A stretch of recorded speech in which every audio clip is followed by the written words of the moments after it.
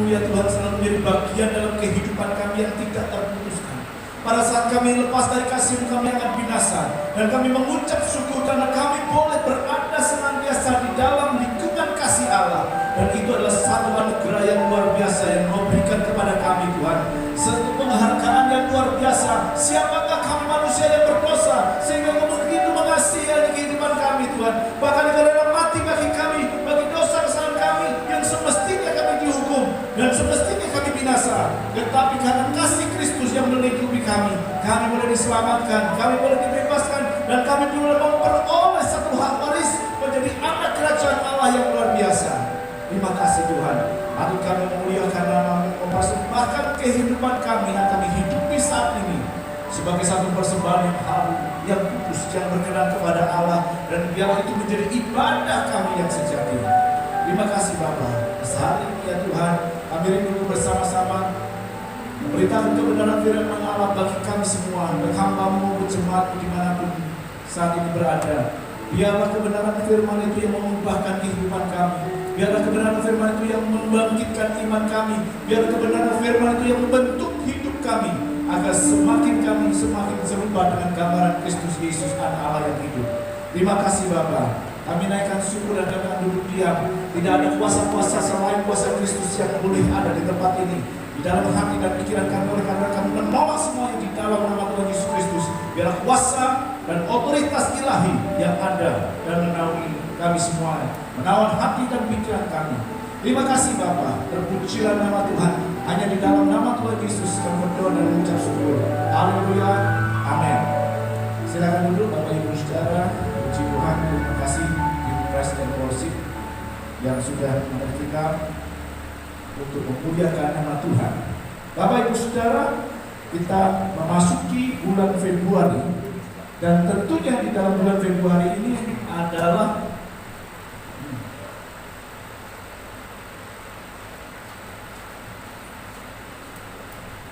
bulan Februari, bulan kasih sayang. Identik dengan bulan kasih sayang. Oleh karena itu tema setiap bulan kita berbicara tentang kasih sayang, tentang kasih ya. Karena setiap kasih itu harus ada perbuatan. Hari ini saya ingin berbicara tentang, ini kalau mau judulnya Secret Love, cinta rahasia, bukan cinta rahasia ya. Itu dalam Mazmur adalah kasih yang tersembunyi. Puji Tuhan Bapak Ibu Saudara, kasih itu harus dibuktikan secara nyata. Kasih itu harus dinyatakan di dalam perbuatan. Ya, kalau kita melihat di ayatnya, tidak ada kasih yang lebih besar daripada kasih seorang yang memberikan nyawanya untuk sahabat-sahabatnya. Ada satu tindakan, ada satu action yang diberikan, dan tindakan kasih itu harus dapat dilihat oleh orang lain. Di dalam masa pandemi seringkali kita melihat orang berjejaring melakukan kegiatan sosial. Itu adalah salah satu bukti nyata. Dan tidak sedikit juga anak-anak Tuhan yang melakukan hal yang sama. Saya pernah melihat ada viral yang namanya Agnes Claudia kalau tidak salah. Itu di medsos. Dia memberikan langsung pizza melalui ojol yang dikirim. Ada juga yang namanya Regis Winarno, orang Surabaya yang buka dapur umum. Orang mengatakan ini hoax, inilah penipu, tetapi dia tidak bergeming sedikit pun. Dia tetap melakukannya, dia tetap memberikan langsung dengan biaya sendiri. Padahal dia tahu pada saat itu istrinya baru saja operasi dan membutuhkan biaya besar. Karena dia melihat ada orang yang membutuhkan makanan pada saat dia terjangkit COVID-19. Di masa isolasi mandiri, tidak ada makanan dan tidak ada sesuatu yang bisa dimakan. Dia memberikan langsung kepada orang-orang yang isoman. Awalnya cuma sedikit, hanya 400 per hari, dan itu dikirim lewat sepeda motor. Dan ternyata simpati begitu banyak sehingga dia bisa mengembangkan sampai 2.900, 3.000 ransum setiap hari. Orang memandang hoax, orang memandang karena itu sebagai satu cari sensasi. Tetapi dia tidak bergeming dengan pemberitaan media sosial. Apa yang kasih yang terbesar dalam hidupnya untuk melakukan, dia lakukan. Itu yang dia kerjakan di dalam hidupnya. Dan puji Tuhan sudah memberkati banyak orang. Ya, kita lihat di slide-nya. Kenapa kok kita mengasihi mengasihi Allah, mengasihi sesama sedemikian rupa seperti yang dilakukan Rex. Karena apa? Karena kita tahu ada kasih yang luar biasa yang diberikan Tuhan. Di dalam Yohanes 3:16, karena begitu besar kasih Allah akan dunia ini, maka dikaruniakan anaknya yang tunggal bagi kita semuanya, supaya kita yang berdosa tidak binasa, melainkan beroleh hidup yang kekal. Dan oleh karena itu, di dalam 1 Yohanes 3 ayat 16, 1 Yohanes 3 ayat 16, kita nanti baca ayat 16, 17, 18 ya. Sekarang 16 dulu. Demikianlah kita ketahui kasih Kristus itu, yaitu bahwa Ia telah menyerahkan nyawanya untuk kita. Jadi kita pun wajib menyerahkan nyawa kita untuk saudara-saudara kita, seiring dengan pemberitahuan bahwa kasih untuk memberikan nyawanya bagi saudara-saudaranya. Memang di dalam Yohanes ini ada wahyu bahwa kita berwajib. Kata wajib itu harus diberikan, harus dilaksanakan. Mungkin kita tidak harus untuk memberikan nyawa kepada saudara-saudara kita, terlalu mahal, kita masih ingin hidup. Tetapi dalam konotasi saat ini, kita bisa memberikan segala sesuatu, menyatakan kasih secara nyata, menyatakan kasih di dalam perbuatan, menyatakan kasih di dalam tindakan. Itu yang Tuhan mau dalam kehidupan kita, bahkan sampai menyerahkan nyawa. Tidak harus spektakuler seperti Rex, yang nggak pakai pengumuman, yang nggak pakai pemberitahuan dalam menyatakan kasih, tetapi langsung action. Kita seringkali menyatakan kasih kepada teman-teman saudara-saudara kita. Kita mengatakan I love you kepada keluarga kita. Saya harus mengakui juga kondisi seperti ini. Tetapi yang seringkali adalah kita sering menyakiti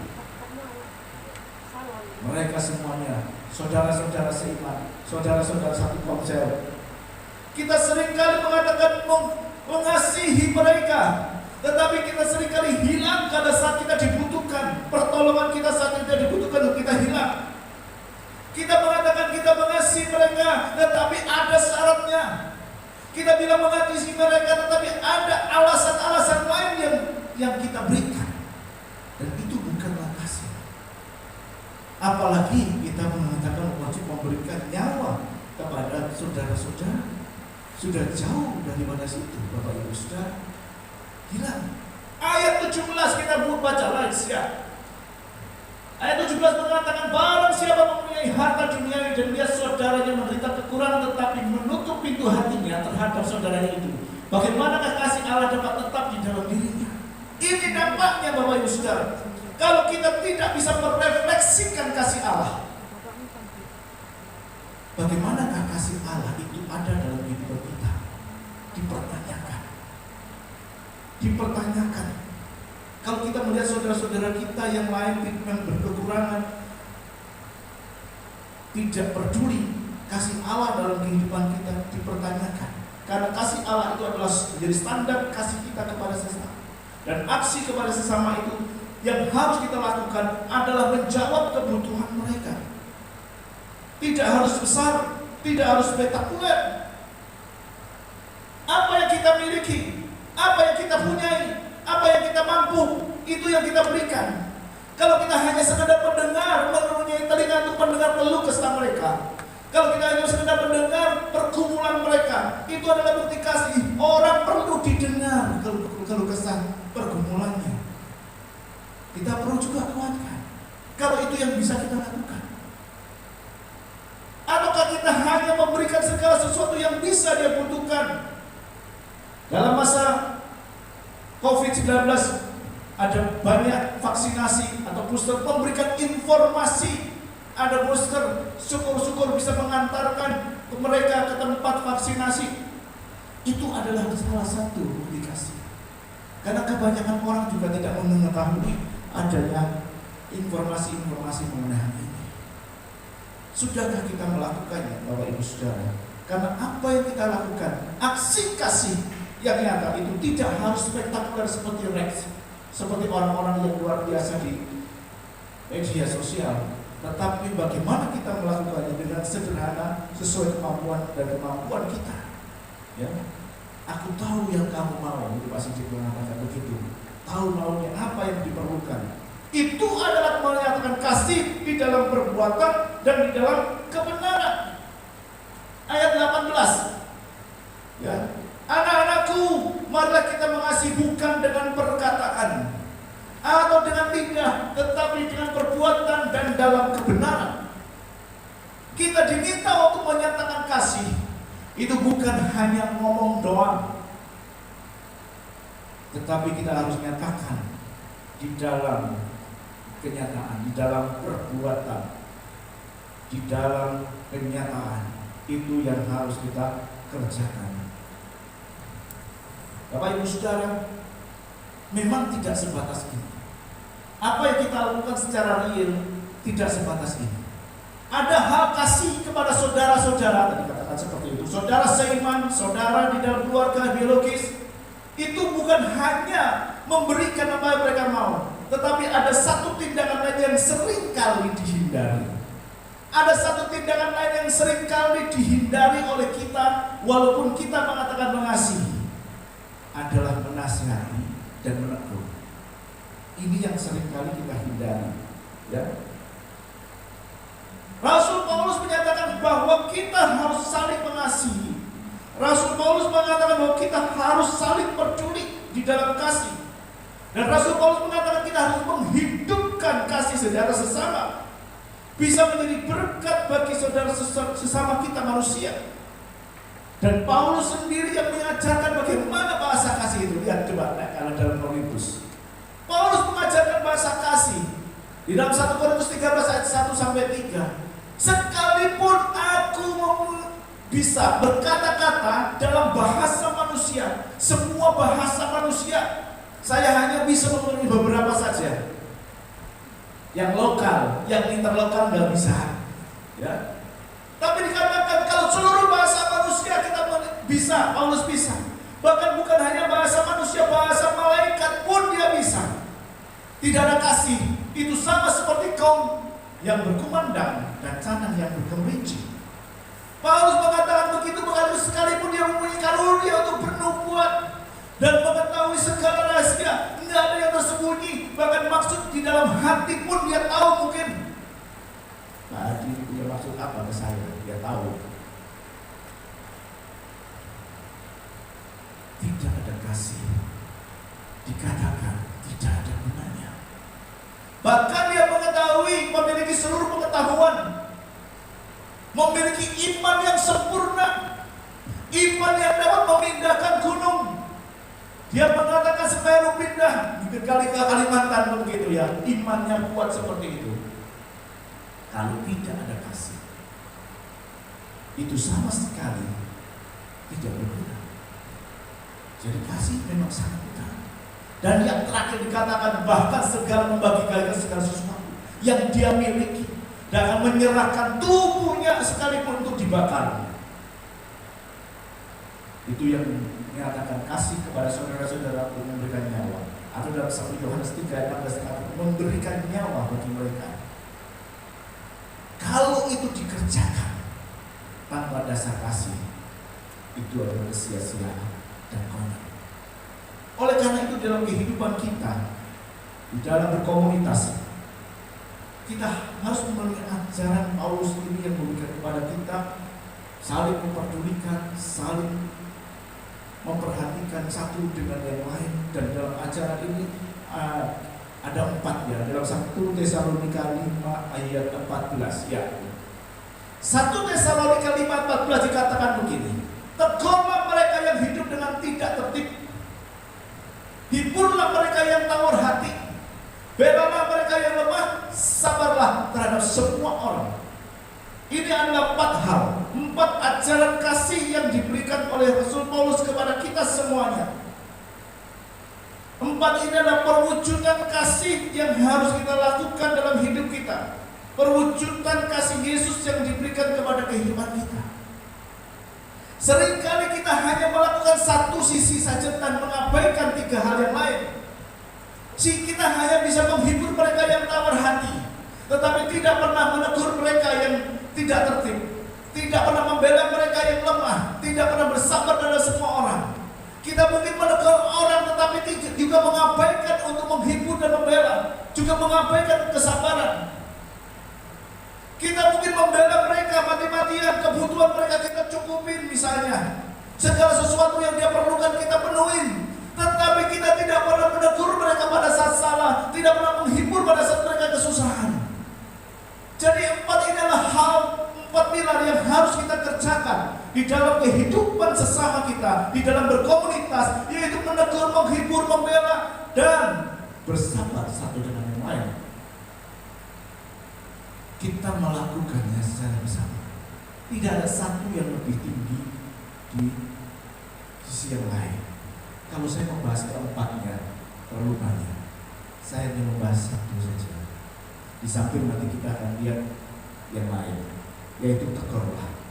Ini memang tidak nyaman untuk dibicarakan, karena orang sering kali malas dan tidak mau menegur. Tetapi saya berbicara kepada Bapak Ibu Saudara pada sore hari ini adalah bagaimana menegur itu adalah sebagai bukti kasih. Kasih yang tersembunyi. Saya membaca dalam ayatnya Amsal 27 ayat 5 dan 6. Dikatakan begini. Lebih baik teguran yang nyata-nyata daripada kasih yang tersembunyi. Seorang kawan memukul dengan maksud baik, tetapi seorang lawan mencium secara berlimpah-limpah. Dua ayat ini yang akan kita pelajari Bapak Ibu Saudara. Ya. Ayat yang ke-27 ayat 5 dikatakan bagaimana kita menegur yang nyata, menegur dengan kasih yang tersembunyi. Ya, terima kasih. Dalam bahasa ini tadi yang kita lihat dalam Indonesia Terjemahan Baru, lebih baik teguran yang nyata-nyata daripada kasih yang tersembunyi. Di dalam bahasa Indonesia masa kini dikatakan lebih baik teguran yang terang-terangan daripada kasih yang tidak diungkapkan. Di dalam King James Version seperti yang saya tulis di dalam judul, open rebuke is better than secret love. Jadi secret love di sini yang saya katakan adalah kasih yang tersembunyi atau kasih yang tidak diungkapkan. Ya. Kita mau melihat di sini, kalau saya boleh kasih teguran sebagai wujud kasih pertama. Memang di dalam era individualis saat ini, di mana moralitas dipandang sebagai urusan personal, urusan pribadi, jangan disinggung-singgung. Teguran itu sebagai sesuatu yang tabu untuk dilakukan, apalagi dalam kehidupan sosial. Kenapa? Mengandung makna negatif. Kok menegur, ya kan? Terlalu melanggar privasi pribadi orang, bahkan diidentikan dengan menghakimi orang. Kayak suci-suci atau mungkin berpikiran sempit, arogan. Tetapi kalau kita mau menegur orang didasarkan kepada kasih, itu yang seharusnya kita lakukan sebagai orang-orang Kristen. Menegur mereka yang tidak tertib dengan kasih. Dan sesuatu yang unik di sini kita bisa temui Bapak Ibu Saudara. Kalau dikatakan teguran yang nyata, teguran yang terang-terangan dibandingkan dengan kasih yang tidak diungkapkan atau kasih yang tersembunyi. Mestinya kalau kita membandingkan Bapak Ibu Saudara, teguran yang nyata dan teguran yang tidak nyata, teguran yang dipendam, teguran yang tersembunyi. Tetapi dikatakan ada suatu konotasi yang berbeda. Teguran yang nyata dikaitkan dengan kasih yang tersembunyi. Tetapi di sini ada maksud Tuhan yang luar biasa yang diberikan kepada kita. Karena apa? Pada saat kita melakukan teguran tanpa didasari dengan kasih, maka ada kepentingan, ada muatan pribadi yang ada di dalamnya. Dan itu kalau sudah begitu, muatannya adalah kemarahan dan ketidaksenangan. Oleh karena itu, Amsal mengatakan bagaimana kita menyandingkan teguran yang nyata itu dengan kasih. Dengan kasih. Kemudian yang kedua, mengenai kasih yang tersembunyi.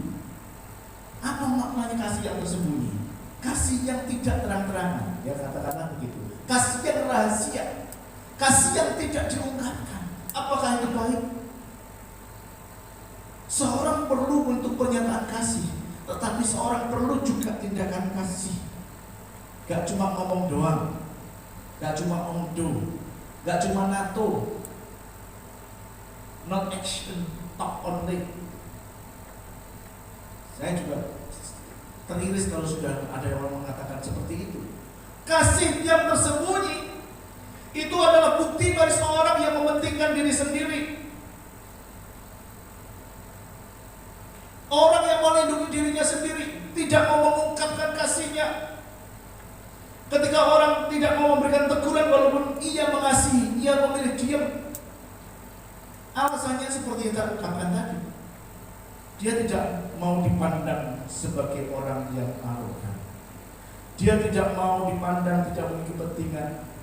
Dia tidak memandang ada pikiran buruk. Dia tidak mau dipandang sok suci, sok mengurusi kehidupan orang lain.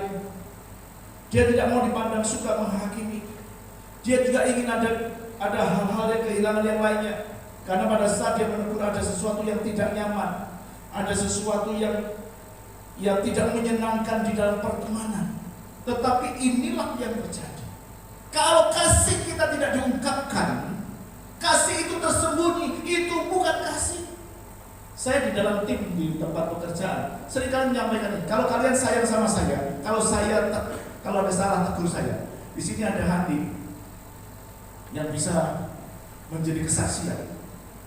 Saya selalu mengatakan, kalau kamu sayang aku, kalau aku salah, ambil keputusan salah ataupun salah, tegurlah, bahkan dengan keras.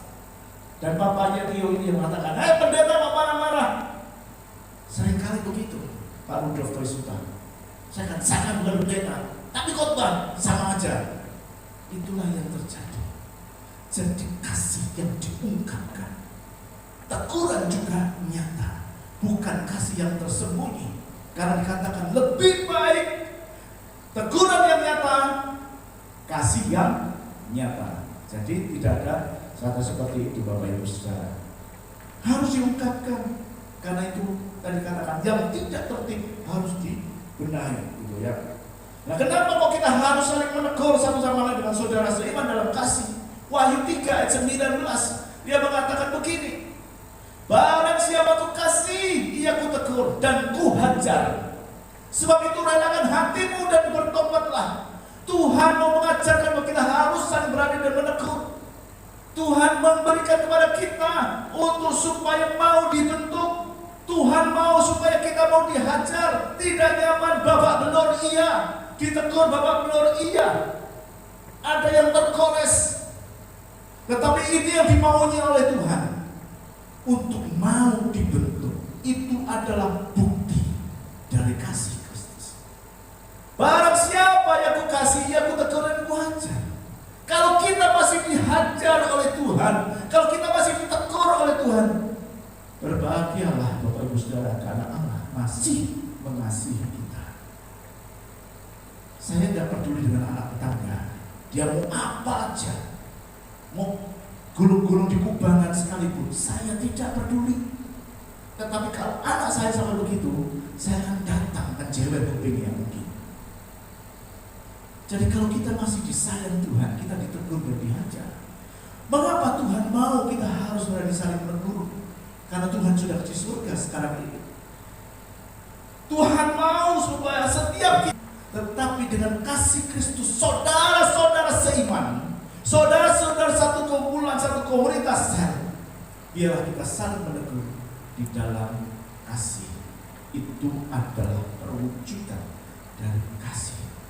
Oleh sebab itu Bapak Ibu Saudara, yang kedua di dalam ayat Amsal 26 ayat 6 itu saya beri ketulusan di dalam persahabatan. Amsal 27 ayat 6. Seorang kawan memukul dengan maksud baik, tetapi seorang lawan mencium secara berlimpah-limpah. Karena tidak ada yang lebih besar kasih kepada saudara saling memberikan nyawa. Tetapi di sini dikatakan bagaimana seorang kawan memukul dengan maksud baik, memukul dengan berdarah-darah. Itu adalah bukti kasih dari pelaksanaan dari Amsal 27 ayat yang kelima yang dikatakan tegurlah tadi. Dikatakan di dalam bahasa Inggrisnya, kalau saya mohon maaf nggak bisa bahasa Inggrisnya. Wood from a friend can be trusted, but an enemy multiplies kisses. Kalau dikatakan apa yang dikatakan di sini teguran, memukul sampai kita luka-luka,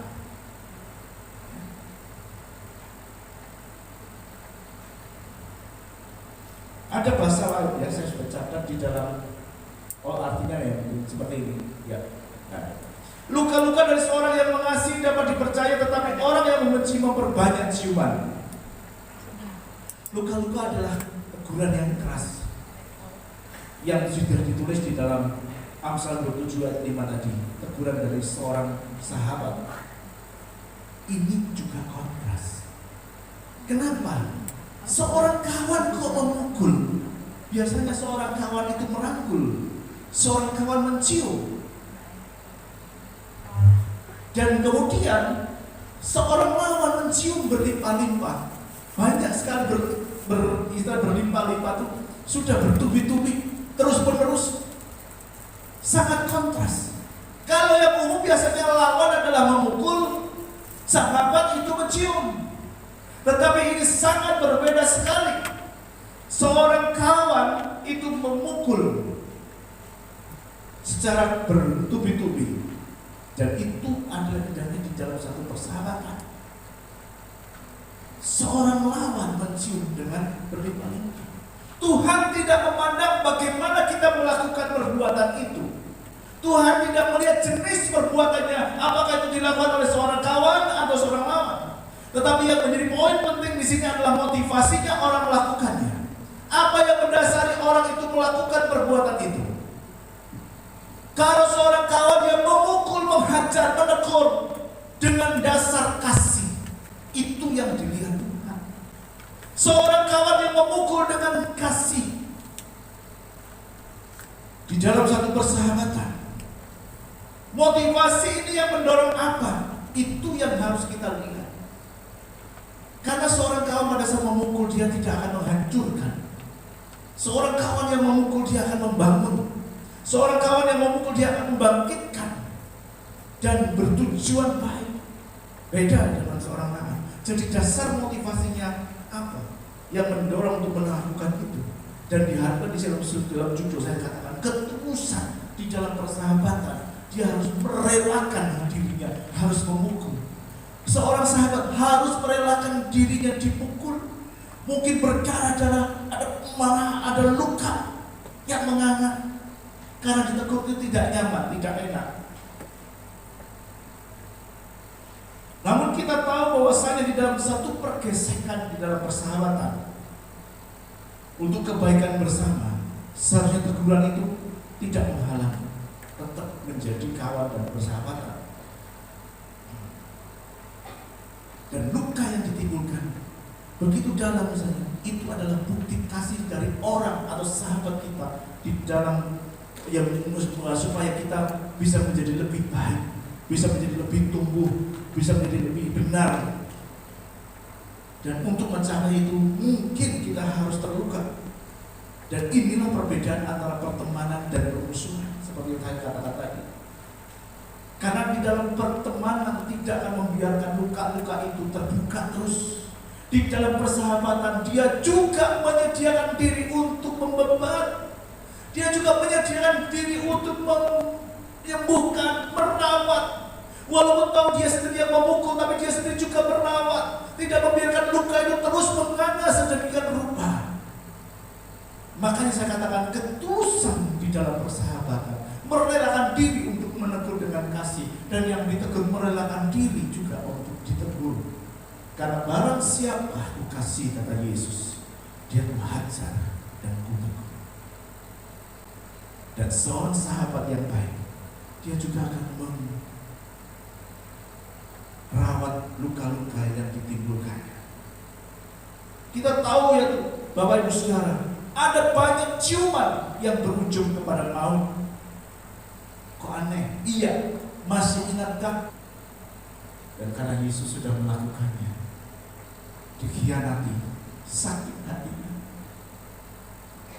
dikhianati murid-muridnya, menimbulkan luka yang sukar dilupakan. Tetapi Yesus sudah mengajarkan kasih. Kasihnya tidak menutup perbuatan Yudas, tetap konsisten diberikan kepada manusia. Hanya Yudas yang tidak sempat bertobat. Dan itulah bukti kasih. Karena Yesus sudah melakukannya, kita juga wajib melakukannya. Bersedialah untuk ditegur. Amin. Bapak Ibu Saudara, itu adalah bukti kasih saudara-saudara seiman kita. Kalau nggak ditegur, dibiarkan orang lain, itu namanya. Bagaimana kita mengaplikasikan kasih? Next. Saya cepat aja. Yohanes 13:34-35, aku memberikan perintah baru, yaitu supaya kamu saling mengasihi sama seperti aku telah mengasihi kamu. Demikian pula kamu harus saling mengasihi. Dengan demikian semua orang akan tahu bahwa kamu adalah murid-muridku, yaitu jika kamu saling mengasihi. Ini adalah ajaran kasih, ya, yang diberikan. Ini adalah satu perintah. Walaupun dengan menegur, ini adalah perintah. Perintah baru yang harus diberikan, perintah yang harus dilaksanakan, perintah yang harus dikerjakan. Tidak ada pilihan, harus dikerjakan dengan taat. Tidak ada pilihan, harus dilaksanakan bukan dengan keterpaksaan, tetapi harus didasarkan kepada kasih. Dan bagaimana kasih itu? Dia harus melakukannya sama seperti Yesus mengasihi kita. Apa yang Yesus kasih dalam kehidupan kita? Yang pertama adalah kalau Yesus mengasihi kita, Dia mengasihi kita sampai kepada akhir. Dia tahu Yudas akan mengkhianati dia. Dia tahu Petrus akan menyangkali dia, tetapi dia tetap mengasihi. Tidak terhenti kasihnya. Di dalam kemahakuasaannya, Yesus tahu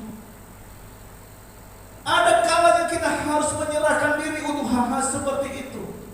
Itu adalah satu bukti kasih. Kemudian yang kedua adalah Bapak Ibu Saudara, kita mengasihi dengan merendahkan diri dan melayani. Maukah kalau Bapak Ibu Saudara mempunyai satu posisi yang penting? Bapak Ibu Saudara memiliki satu kedudukan yang penting, mau melayani. Sebagai pejabat pemerintah melayani masyarakat, Pak, tidak ada. Sebagai pimpinan perusahaan mau turun untuk melayani pekerjaannya, bos besar. Maukah kita menggantungkan semua kemampuan kita? Maukah kita menggantungkan semua keahlian kita, menggantungkan semua yang kita miliki untuk melayani? Karena salah satu kasih adalah merendahkan diri untuk melayani.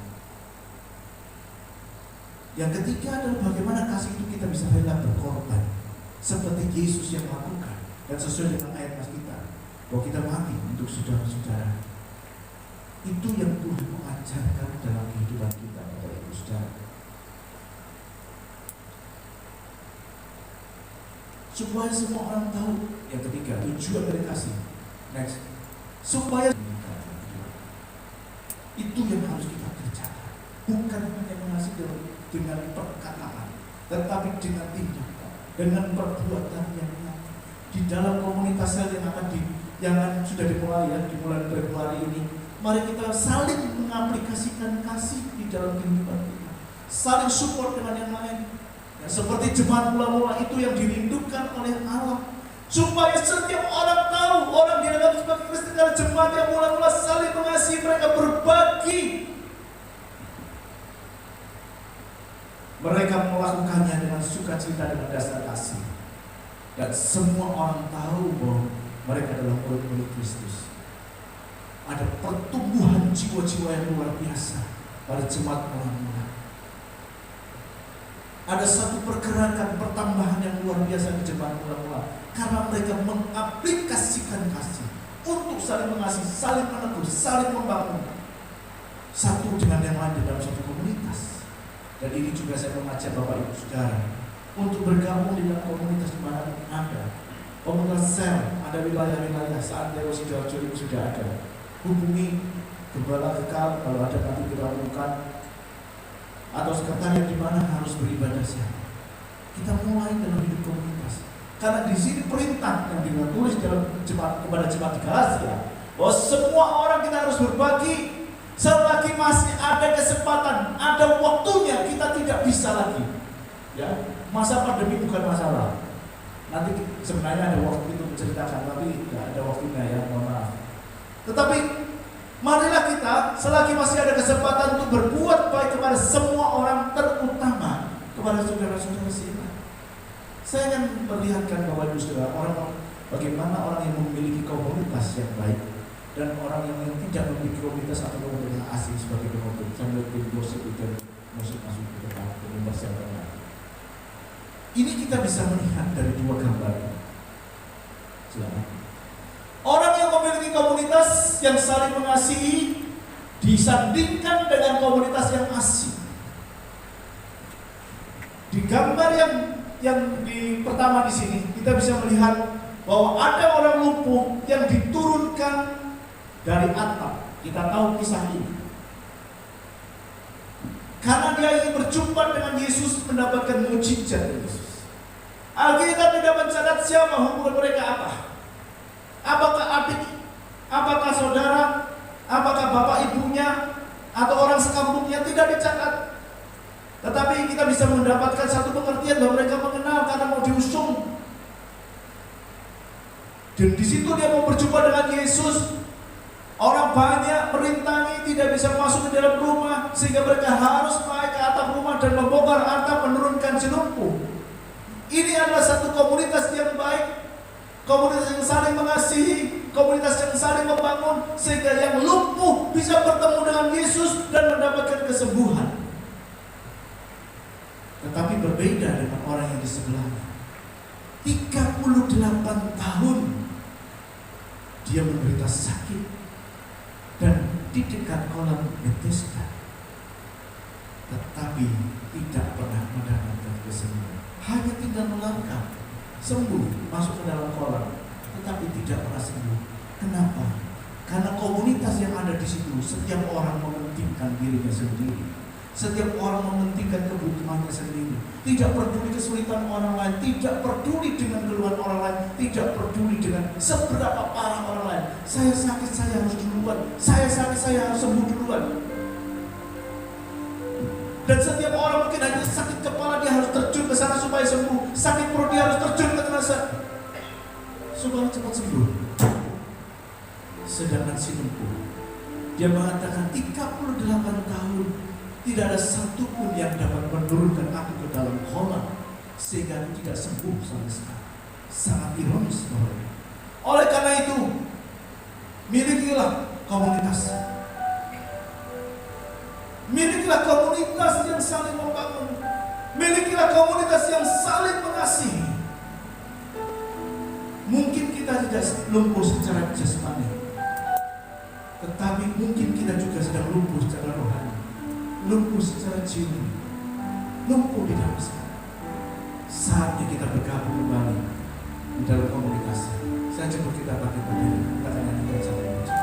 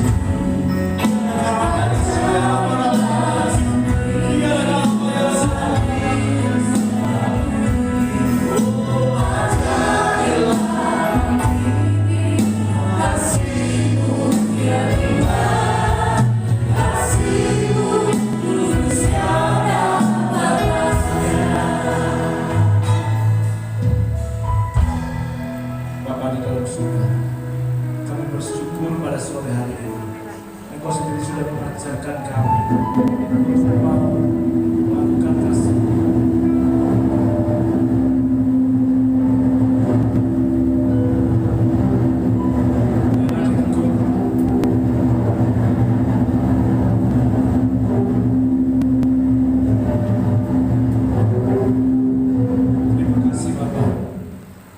Biar kami boleh melakukan kasih itu di dalam setiap kehidupan kami, merefleksikan kasih Kristus dalam hidup kami, sehingga setiap orang mengetahui bahwa kami adalah murid-murid, sehingga semua orang akan memahami bahwa kami saling mengasihi karena kami anak-anak. Biar Tuhan tolong kami, mengajarkan kepada kami bagaimana kami saling mengasihi dengan benar dan melakukannya dalam perbuatan kami. Biarlah kebenaran firman itu menjadi bagian dalam hidup kami, kami lakukan, implementasikan dalam hidup kami. Dengan pertolongan Roh Kudus, biar kami boleh melakukannya dari waktu ke waktu. Terpujilah nama Tuhan.